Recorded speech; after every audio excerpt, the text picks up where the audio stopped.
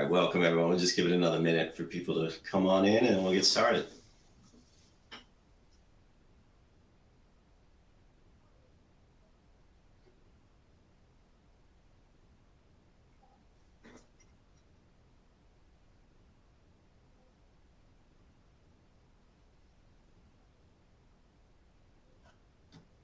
All right, again, we'll just give it one more minute and we will get started as people continue to come on in.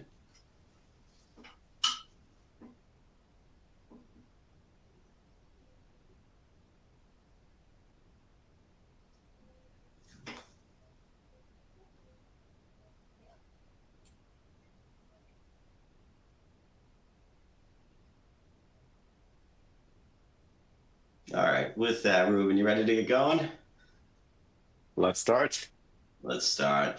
All right, hello and welcome everyone for joining us today for our Understanding Open Finance Platforms, Making the Right Choice for Your Financial Institution webinar. My name is Ted Anastasi. I lead the growth team here at Akoya, and I'm happy to be hosting the session today. The conversation we will focus on today is exploring key insights from Altitude Consulting's Guide to Best Open Finance Platforms report, discussing opportunities and challenges organizations face within the ever-growing open finance landscape, and finally, how Akoya and Altitude's roles in this open finance space can provide value beyond compliance requirements. So before we jump into the conversation, I just have a couple logistical items for the group here.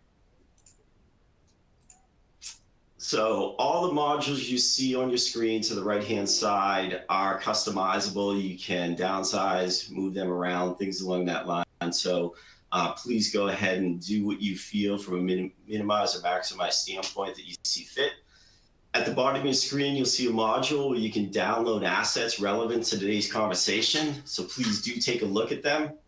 There's also a Q&A modules. Questions can be submitted anytime and questions will be anonymous. You know, out of our 45 minutes together today, we're holding about 10 to 15 minutes at the end of the session to answer the questions.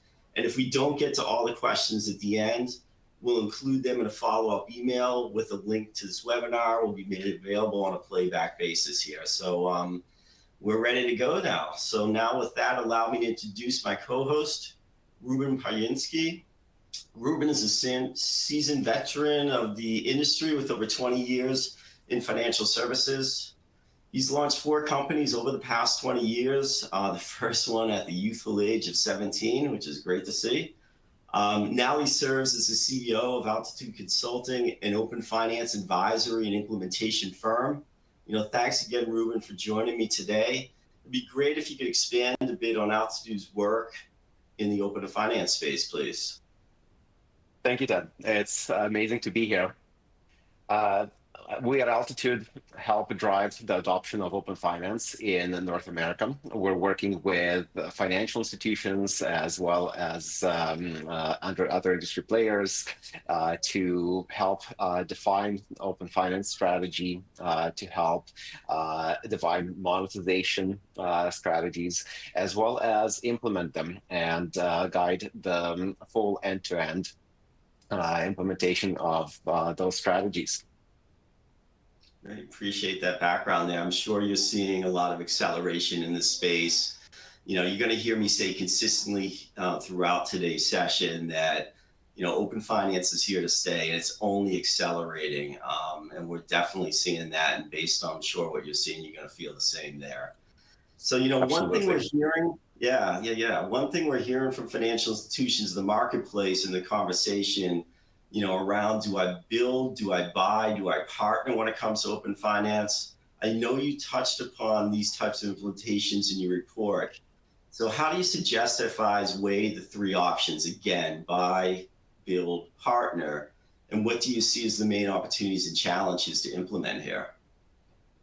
Yeah, that's a great question.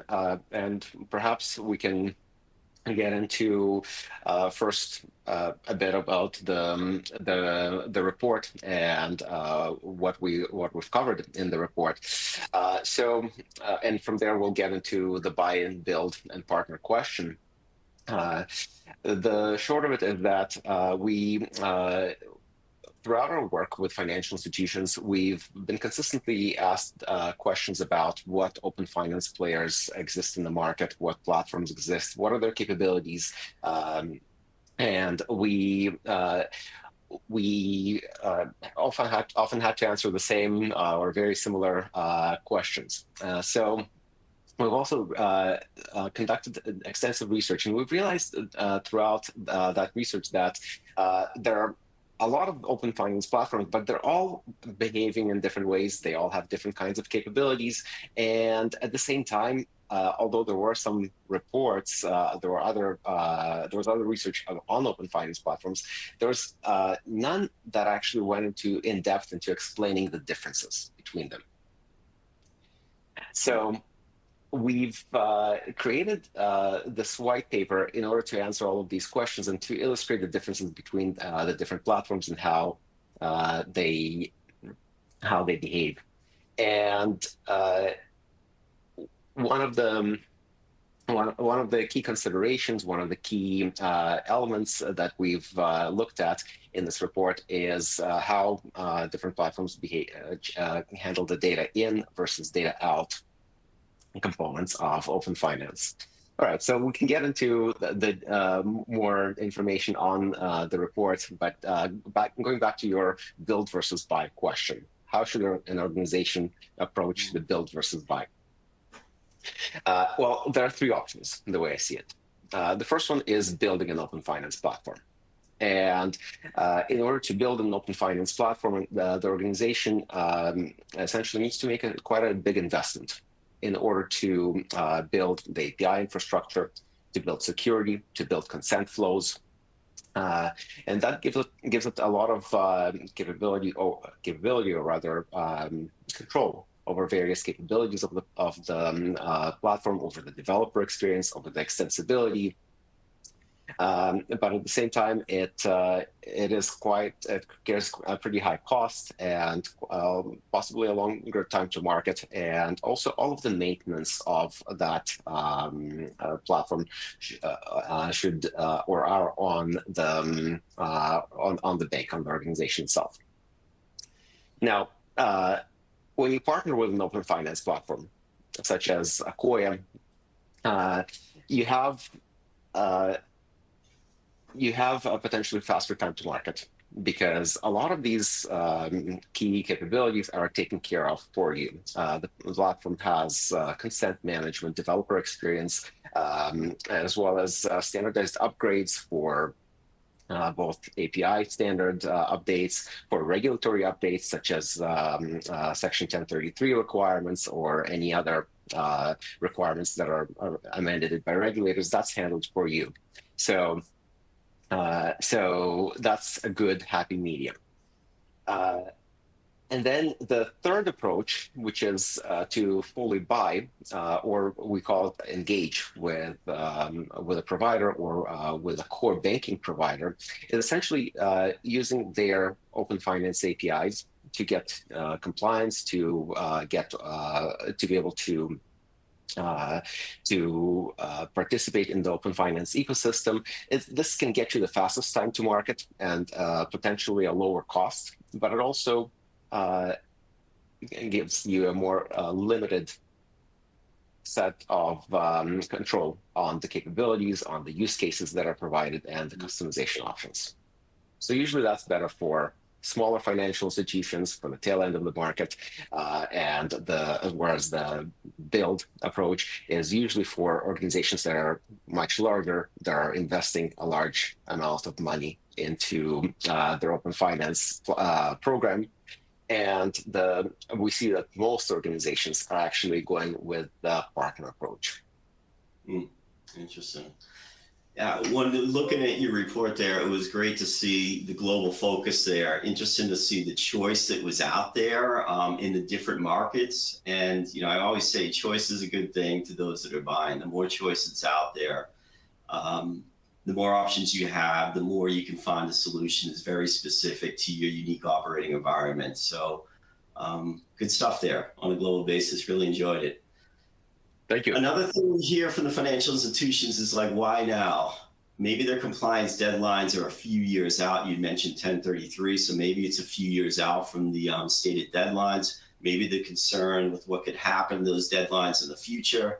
You know, in my opinion, and Akoya has been consistent with this, we can't stress enough the time is acting now. I've said this before, and I'll keep saying it again. Open finance is accelerating and accelerating here.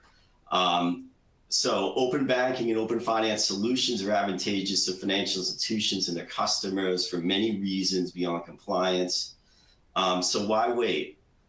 What's your take on this? Do financial institutions need to act now, build, buy now, or something solution soon? And before you answer that, there was a question in there. Is this being recorded? Yes, this is being recorded, and the recording will be made available right after this session. So back to you, Reuben. Thanks. Sure. So the question is why now? And should financial institutions take action at the moment? We all know that there is some regulatory uncertainty in the U.S. right now with regards to 1033 and the reorganization of the CFPB. So I'd like to address that up front because that to set the context for my answer. Please. What we've seen is that 1033 became a law on January 17th, 2025. So that was 3 days before inauguration.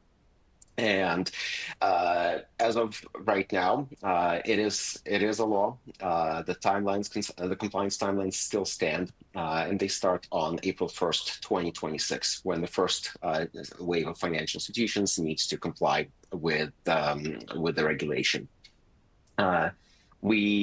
Although we've seen there's reorganization in the CFPB, what we are seeing is that 1033 has not been contested. It hasn't been brought up as for consideration for the Congressional Review Act or the CRA, and there's been bipartisan support for the regulation. So to address that up front, there are timelines and there's a concrete set of requirements that is required of the financial industry. Now, so let's say an organization is not in the next, it has a compliance tier that's not for another year or two. What do we do? So first and foremost, open finance is not a trivial exercise. Creating support for open finance APIs is not a trivial exercise. It can take as long as 18 months, and it requires a lot of changes throughout the organization. It's not just technology changes. There are other operational changes. There are security changes, risk and compliance changes that have to be made. So it is important to start planning for them. It's important to start to create at the very least understand what are the changes that are required, and to create a budget and the timeline to make them. Now there are, as you mentioned, Ted, you touched on multiple additional considerations for why it's important to proceed with open finance and not necessarily wait. The first one is, I'm sure all of us know it, it's screen scraping, eliminating screen scraping. Right now, the practice of screen scraping is not secure. It actually violates banks' terms and conditions, and there are no guardrails for who's accessing the data and for what purpose. So just the elimination of screen scraping itself can provide a lot of transparency into who's accessing consumer data, how consumers are, their permissioning, and what's the purpose for this access. There are other benefits well beyond that. So there are many use cases that are enabled by open finance, such as streamlined onboarding. So what we've seen is that 42% of new accounts are never funded. And that's a lost opportunity. That's actually leaving money on the table. And all that can be streamlined and improved through open finance capabilities. Also, consumers value seeing all of your accounts in one place. 91% of consumers value that capability, and actually 72% of consumers will seek another bank if that's not supported. So open finance is going from compliance into actually a competitive advantage, and not having various capabilities will put an organization at a disadvantage. So it is important to act now. It is important to understand the vision that of your organization under open finance, and how you're going to operate in this new world. Right. Definitely agree with everything you mentioned in there. I've talked to hundreds of FIs or financial institutions during my time at Akoya, pre-1033, now post-1033, and I'm hearing some real consistent themes here all along. More and more of my customers are sharing their data with an ever-growing number of fintechs out there and embedded finance platforms. It's just accelerating, as I continue to say here. As a custodian and a fiduciary of my customers' account information, I, as a financial institution, need to focus on mitigating cyber and data privacy risks. You hit that right on the head, Reuben, with comments on screen scraping there. Other theme we're hearing, open finance usage is accelerating even more with my late stage millennial and Gen Z client base. So it's just going, here we go. This is kind of a rocket ship here going forward. And because of all this, I need to solution against this, before something bad happens. I need to solution now and get a much more safe, secure, and transparent way of sharing my data, putting use case data minimization in place here, and allowing my customers to send their data where they want, when they want, again, just in a much more safe and secure manner. So I think we're echoing a lot of the same themes here, which is great. So, Absolutely. Another question there for you, Reuben. In your report, Akoya is mentioned as one of the best open finance platforms. How do you see Akoya differentiating itself from the rest of the players out there in the market? Yeah. There are a few ways in which Akoya differentiates itself. The first thing that I'd like to mention is that there are different types of capabilities. And I mentioned earlier, there are different kinds of ways in which open finance platforms meet data in versus data out requirements. So Akoya provides both data in and data out capabilities, and it does both. Has very strong support for both of them, and so it is classified in this quadrant called all-rounders. These are platforms that have both data in and data out capabilities, and that support an extensive set of use cases. Now, Akoya, what really stood out to us with Akoya is that the first thing is that Akoya has been API-based since inception. Akoya has never relied on screen scraping in its business model. The entire experience is API based, and when people use Akoya, they know that they're getting direct OAuth based connections. Another one is that Akoya does not store or view or resell consumer data. So that again adds to the security aspects of the platform. A lot of very strong data provider capabilities. So Akoya contains a consent dashboard to show which applications are connected, which fintechs are connecting, which consumers they allow, very fine-grained consent management, both for consumers and for the financial institution itself. And also strong integration capabilities. So Akoya has key partnerships with core banking providers such as Jack Henry and Fiserv. So integrations are coming out of the box for a lot of key players. I appreciate that. Thanks.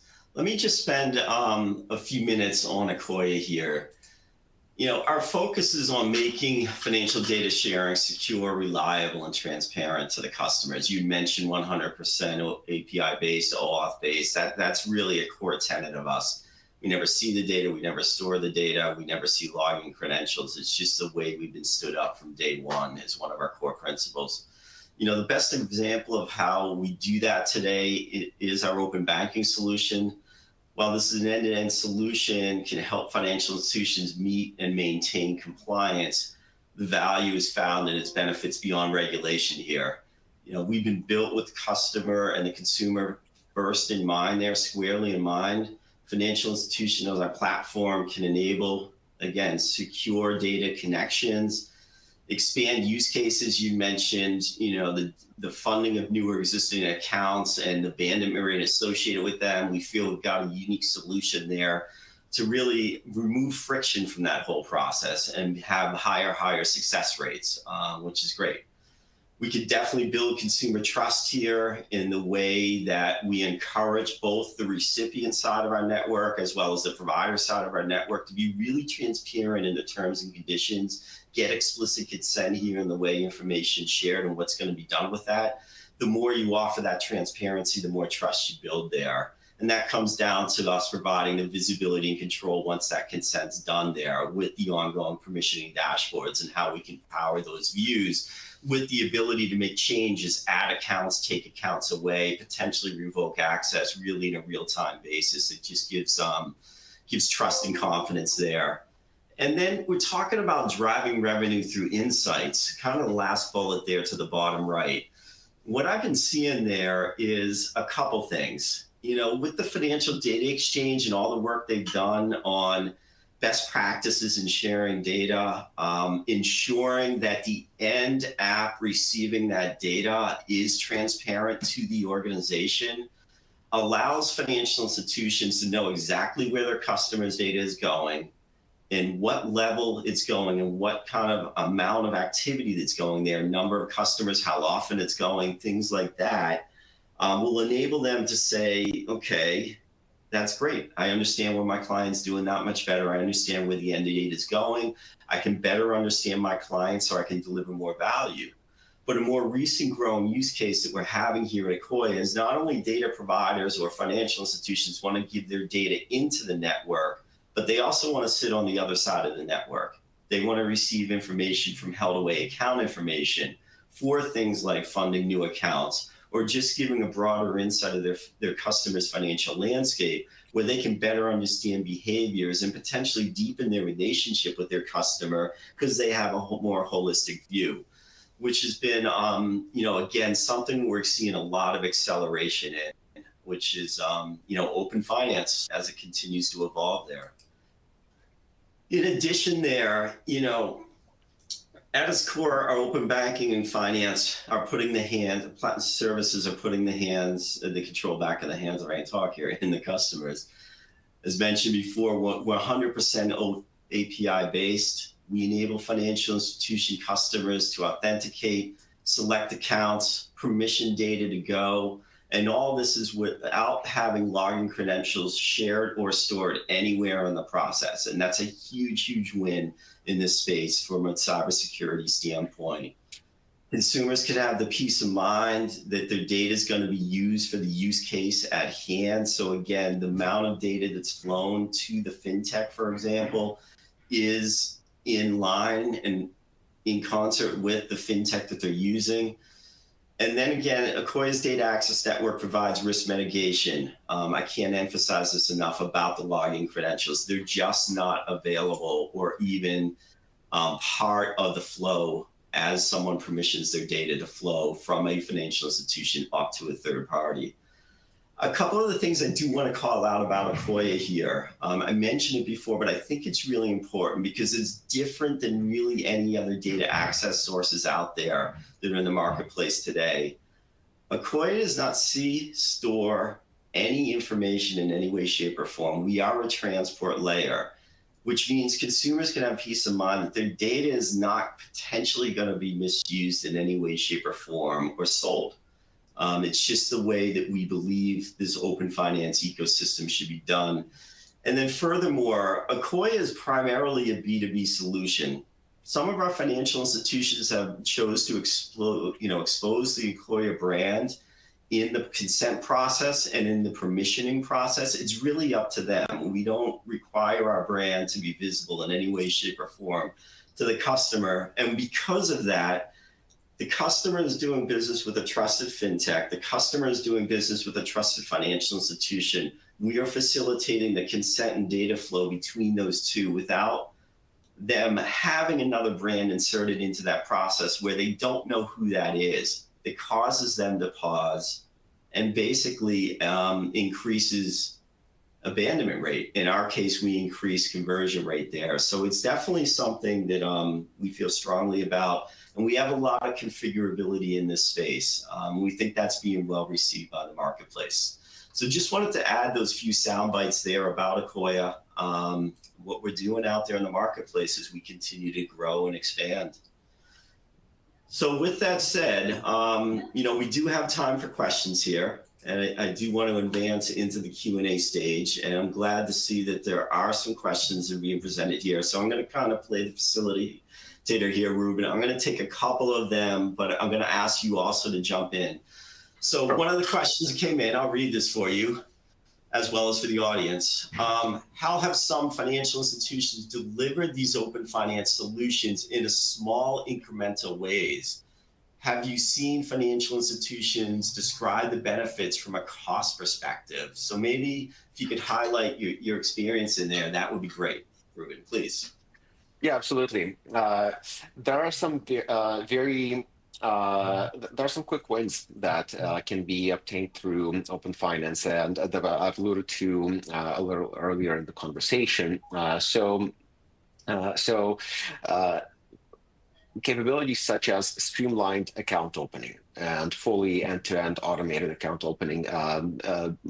If you think of the last time that you've opened an account with a financial institution, and think of the challenges that you've had, or whether the account was ready to use right away, or did you wait a couple of days for KYC checks. Think about the next step, which was account funding, and how easy or complicated that was. These are basic capabilities, and they provide immediate value to a financial institution right up front. And they both can be accelerated and enhanced and made more secure through open finance. As I mentioned, 42% of new accounts remain unfunded. And if you think of the cost to acquire a new customer, which can be several hundreds of dollars, these costs quickly add up. So that's one option. Another one that we've seen that is really resonating with consumers is seeing all of their accounts in one place and being able to see the full financial, being able to see rather the full financial picture. So that creates stickiness in the primary financial institution experience, and that also increases increases engagement, increases the usage of the primary bank. So these are just two of the key use cases. So these are the data in use cases for bringing in third-party data or external financial data into your bank. There are, of course, the data out use cases, and I'd like to cover that one as well. So, yeah, please.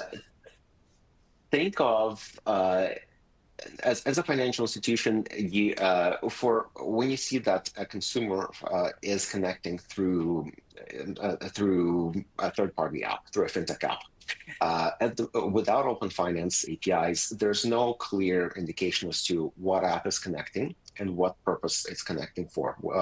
So the consumer might be shopping around for a mortgage, let's say, for a different financial product. Now, with open finance APIs, there's transparency and there's clarity as to who is accessing, which app is accessing, what's the purpose with which it's accessing. And so as a bank, you can now make it watch out for those connections and see if, let's say, Reuben is shopping around for a new mortgage. Perhaps I should have a conversation with Reuben and see what I can offer, what options I can offer Reuben for mortgages, and perhaps I can make him a better offer that will help him stay with our financial institution versus going somewhere else. So all of these are very tangible. Yeah, thank you for that. Echo a couple other things here. Starting to see more and more activity in leveraging transaction history for underwriting purposes. Think of, near prime, subprime, or thin credit file, more specifically people where transaction history and showing that you have great financial hygiene will help you get access to more products and services. So whether it be an embedded finance platform that's with a bank, or the bank bringing that data in directly to the credit bureau on behalf of the bank bringing that data in, it certainly has been something we're seeing a growing trend in. But to your latter point there about the financial landscape, the holistic view there, I was at a conference last month and I had a stat that really took me back. That's part of the reason I mentioned, or in conjunction with mentioning, mid to late stage millennials and Gen Zers. On average, this population is doing business with 12 different financial institutions. That's on average. Some of the outliers are upwards to 20. And I'm like, I can't believe that. But as you think through that, I've got my digital wallets, I got my crypto accounts, I've got a couple 401ks by now, possibly. I've got my student loan accounts, I've got other loan accounts, I've got my credit cards, and I got my traditional checking savings or brokerage account. You add all of those up, how am I going to manage my financial landscape? And to be able to either have a fintech stood up helping you, or more importantly, the bank standing up, or the financial institution, I should say, standing up functionality and capabilities to allow them to bring that data in is definitely value add there. Absolutely. And let me even add to that. On top of managing your financial landscape, this capability of managing your financial landscape is extremely important because if you think about it, millennials and Gen Z are experiencing a big generational wealth transfer at the moment. And I forgot the exact number, but it's in the billions of dollars that they are inheriting or beginning to grow their assets into in the aggregate. So being able to properly serve their needs as a financial institution, being able to provide all of the capabilities and all of the right user experience in order to manage their finances and make it easy to do things is extremely valuable. And not being able to do that on the flip side is inevitably going to cause customer attrition.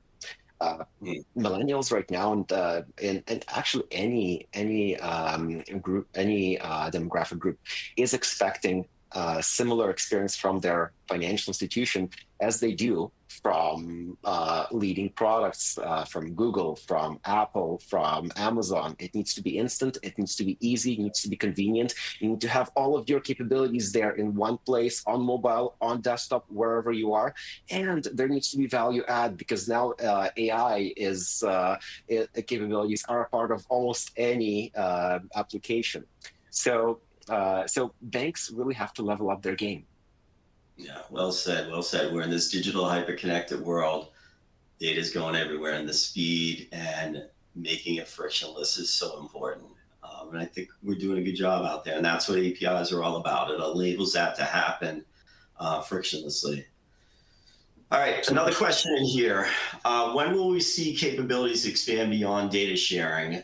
For example, ability to place trades, retrieve statements, and tax docs. I'll start on that, Reuben, and please jump in. I think we're already there on the statements and tax docs. That's being made available. We're seeing use cases in the tax planning and preparation space that Akoya is powering, where we're delivering both the APIs for the tax information, for example, the specific tax fields to auto-populate into tax planning and preparation platforms, as well as to accounting firms who are doing this work on behalf of SMBs and even commercial clients, in addition, to your consumer. They also want the statement, though. It's interesting. I've got the APIs, you've got it all, and you can trust that it's coming through timely and accurately, but I still want the statement to come along with it. So we have the ability to deliver that. So that's something that we're seeing accelerating, especially with financial institutions that are sunsetting OFX servers. That is happening. We're seeing that more and more today. That legacy technology that's been out there the last couple decades, there's better ways to do it. And the decommissioning of these servers is happening, and people are moving those connections in OFX servers, both for tax and wealth management, onto the API. So I'd say that's there. Trading, not quite seeing that in the consumer permission space quite yet. Certainly in the institutional space, that's been there for a long time. The ability to push trades from OMSs or other portfolio accounting platforms is definitely something that's been out there. But now we're seeing more and more fintechs being stood up with the notion and the request to push retail or consumer trades back up through data access networks to their clearing and custody platform. And so I think Akoya is looking at that, to be transparent. We're not quite there yet, but certainly on our near-term roadmap. Reuben, anything to add to that question or those comments? I would say that's a very comprehensive answer. I'm going to answer it from a standards perspective. FDX, which was recently recognized by the CFPB as an approved standard setting body for in the U.S.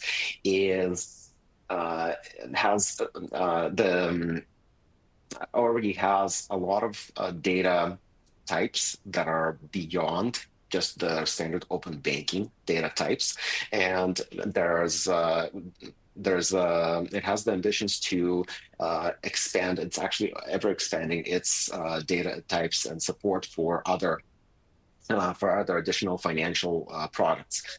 If we look at global jurisdictions, Australia, for example, is a good example, where they've adopted open data. So, which means that they start from open banking and open finance data, and the Consumer Data Rights Regulation (CDR) has energy data, utilities data, telecom data, and so on. So, this is. We're still a few years away from that in North America, but it is coming, and it is something that's going to be available on a much wider basis. I appreciate that insight there. All right, questions are coming in. This is great, so please keep them coming. Next one up: what are the top use cases Akoya helps to facilitate or enhance for their data recipients? What role does Akoya play to enrich or enhance these use cases? I'd say top of mind, like what we're seeing a lot of activity in now is peer-to-peer or pay-by-bank use cases here, and helping make sure that the receiving side, or really both sides of the transaction, are who they say they are. The money is there to facilitate the use case.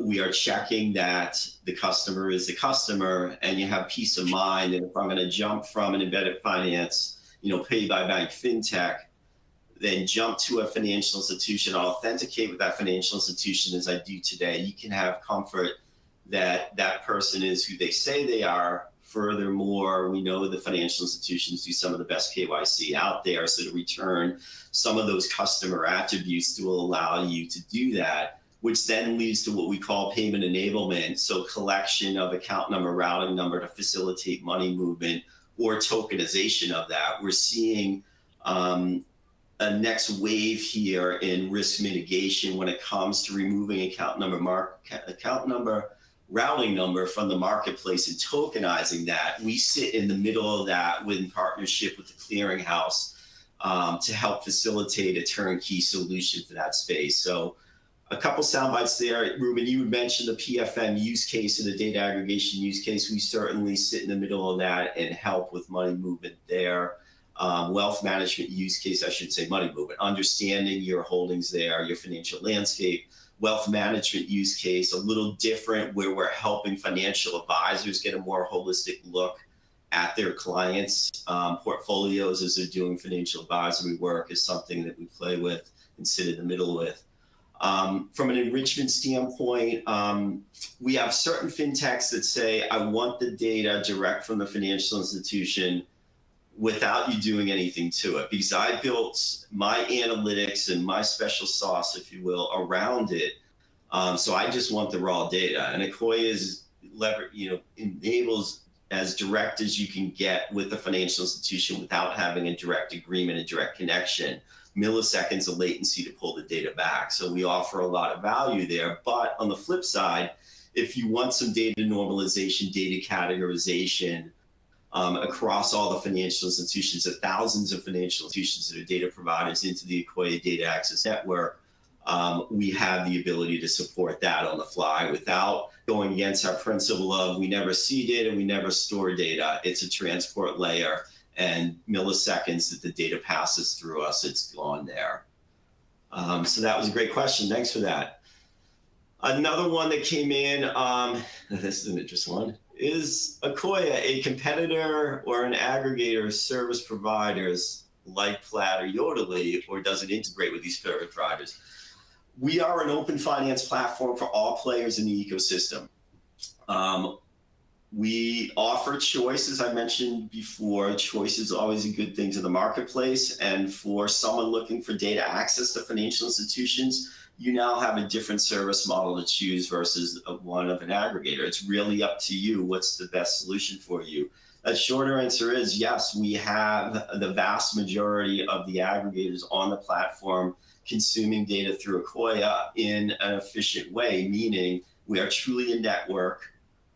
They can do one agreement, one integration with us, and then they can access to an ever-growing number of data providers that are on the network there. Great. I don't know if you have anything, Reuben, to add from your study and all the analysis you did on that one. Yeah, that's a very comprehensive answer, Ted. Thank you for that. All right, what else? Let's see. How about, Reuben, another one for you that's come in. Let's see. Many banks and credit unions already have legacy systems in place. What's the biggest technical challenges when integrating open finance platforms? We see a few of them. We see getting access to the data from those legacy systems through modern APIs, through REST APIs, and also getting this access in a real-time or near real-time fashion. That's extremely important. And that's one of the things that we see organizations sometimes struggle with. Another one is getting all of the data elements in place. So, for example, 1033 requires some specific data elements beyond account data. It requires terms and conditions, account terms and conditions that were never available before through APIs.